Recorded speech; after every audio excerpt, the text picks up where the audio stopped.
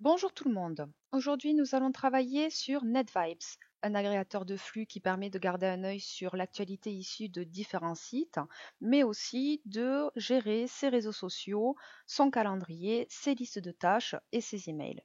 Aujourd'hui, nous allons nous contenter d'une première prise en main. Pour cela, vous tapez l'adresse www.netvibes.com. Normalement, ça vous redirige directement vers la page d'accueil en français. Si ça n'est pas le cas, rajoutez /fr. Cette page d'accueil vous présente les différentes fonctionnalités auxquelles vous accédez ainsi que les différents plans que vous pourriez consommer. Nous allons nous contenter aujourd'hui de la version gratuite, bien entendu, et dans la mesure où la création de compte ne diffère pas de ce qui se fait habituellement sur le web, je ne vais pas vous faire l'affront de passer du temps là-dessus. Vous arrivez donc sur votre tableau de bord qui présente la particularité d'avoir deux modes d'affichage. Un premier mode Apps, qui est celui-ci, et un deuxième qui est le mode lecteur. Un mode beaucoup plus classique, mais nettement moins ergonomique que le mode Apps. Donc nous retournons vers le mode Apps et vous remarquez que certaines données sont déjà là. Vous avez deux onglets déjà disponibles avec différents sites, différents widgets déjà rentrés dans votre espace.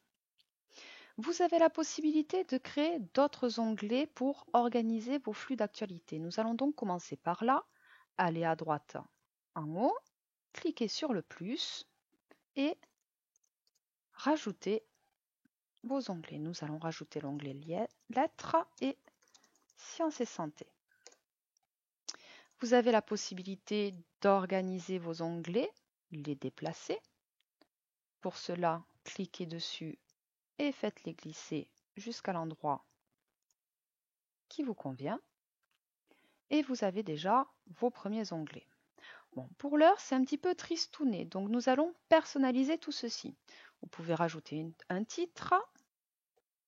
Nous allons nommer cet espace prise en main de NetVibes. Et nous allons personnaliser également nos onglets. Pour cela, cliquez sur l'onglet, allez sur le petit triangle à côté.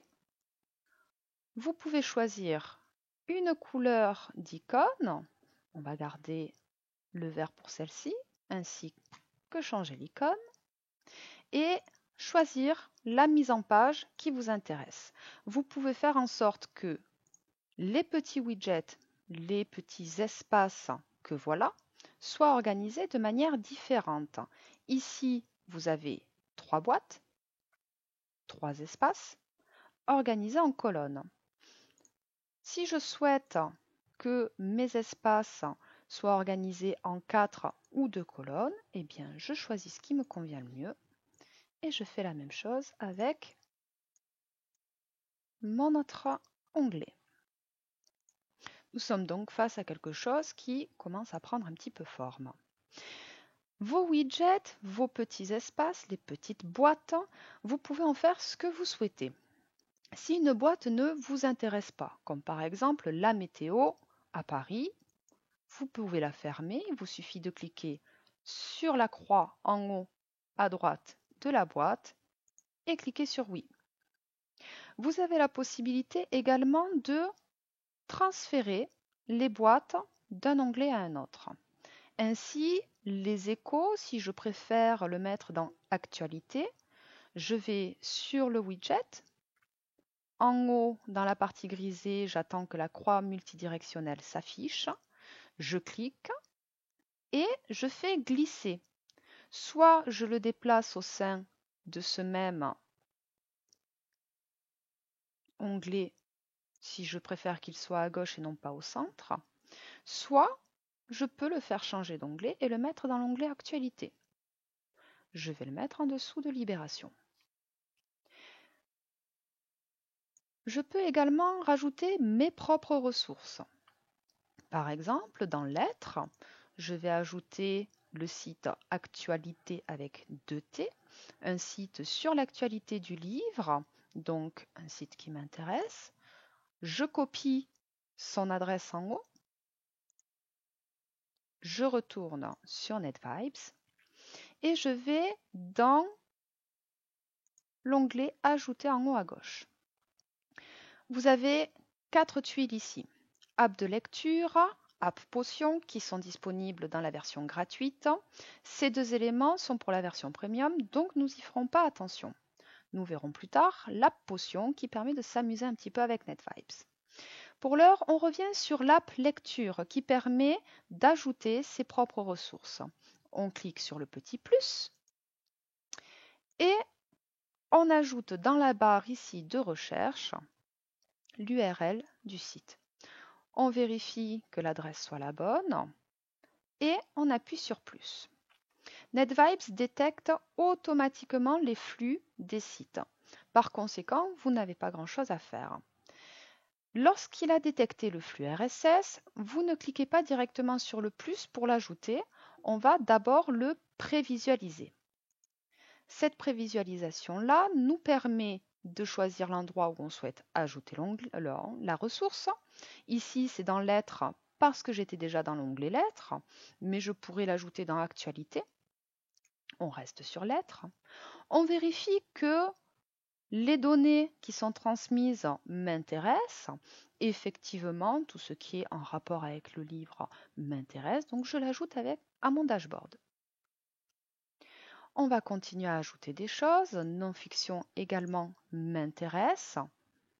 C'est également sur l'actualité des livres, de la publication et des idées.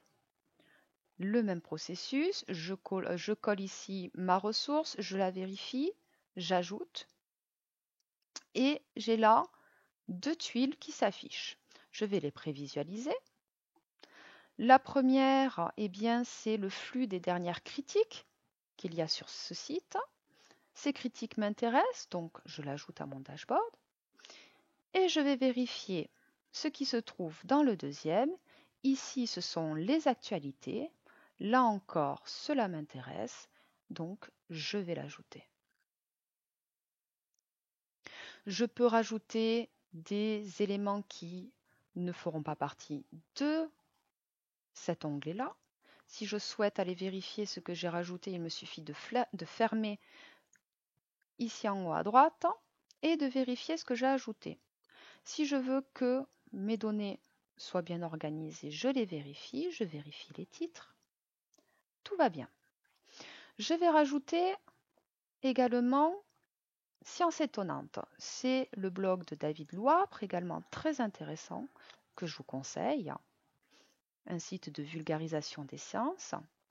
Je vais dans Ajouter après l'avoir copié, toujours dans App Lecture.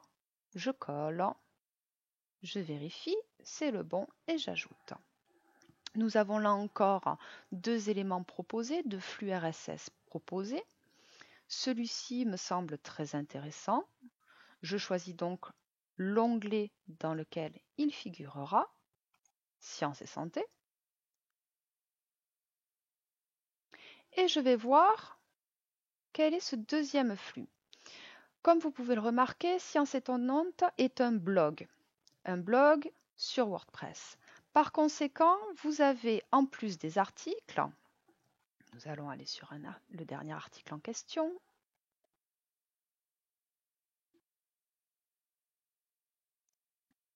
Vous avez la possibilité de laisser des commentaires, comme ici.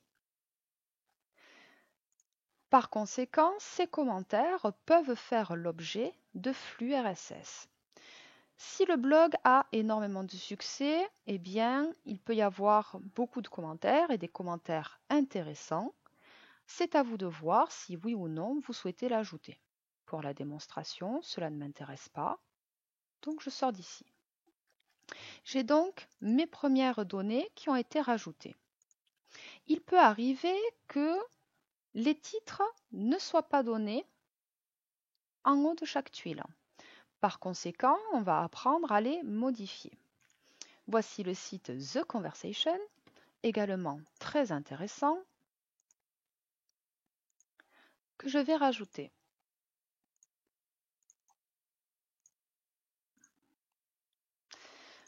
La première tuile, c'est le flux de la page d'accueil, les différentes analyses.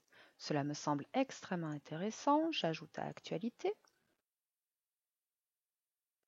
Et le deuxième, les deux sont en grisé et je vois que la dernière donnée qui a été transmise date du 16 août. Il se peut que ce soit un flux dit silencieux. Nous apprendrons également plus tard à gérer ces flux-là. S'il y en a certains qui, au bout d'un moment, arrêtent de diffuser, il faudra vérifier si oui ou non on les supprime. J'ai ajouté le site The Conversation à actualité. Ce sont ces deux dernières-là. Et je remarque que le titre The Conversation n'est pas disponible. Nous allons donc dans les 4 petits carrés ici pour éditer. On clique sur Options et je vais changer le titre.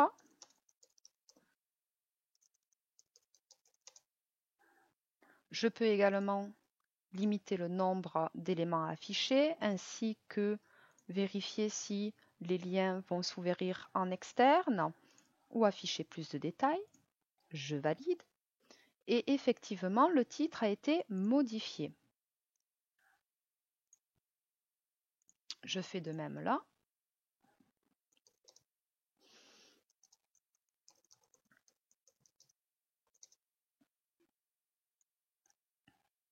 Et maintenant, j'ai mes deux flux de données qui ont été modifiés.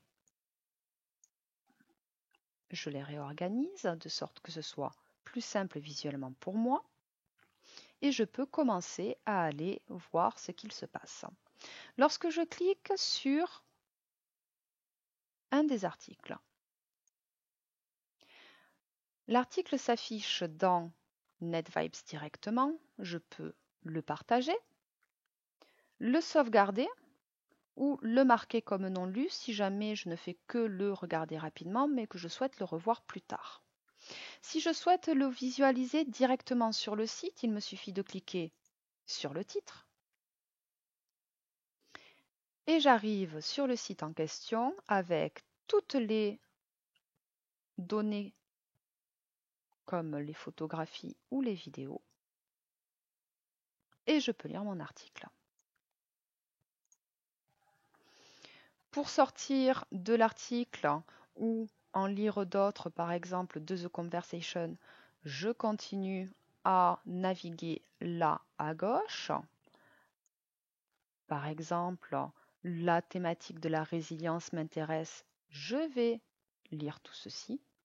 Si plus aucun article ne m'intéresse dans cet espace-là, il me suffit de le fermer et je retourne à l'onglet Actualité. Vous remarquerez que les onglets qui ont déjà été visités, les titres qui ont déjà été visités sont en grisé. Nous allons continuer à ajouter des éléments, par exemple le magazine de la santé.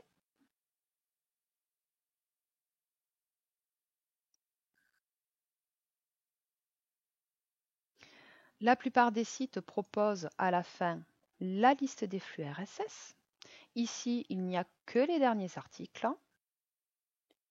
Je peux directement coller le flux RSS dans mon app de lecture lorsque NetVibes n'arrive pas à le trouver. J'ajoute, comme montré depuis tout à l'heure.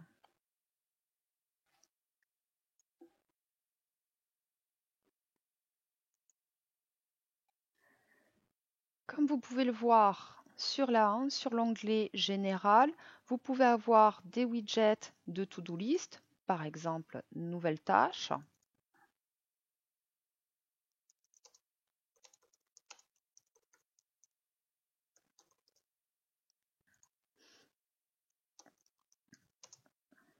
Et je peux choisir la date ainsi qu'une couleur. Et j'aurai ma liste de tâches qui s'affiche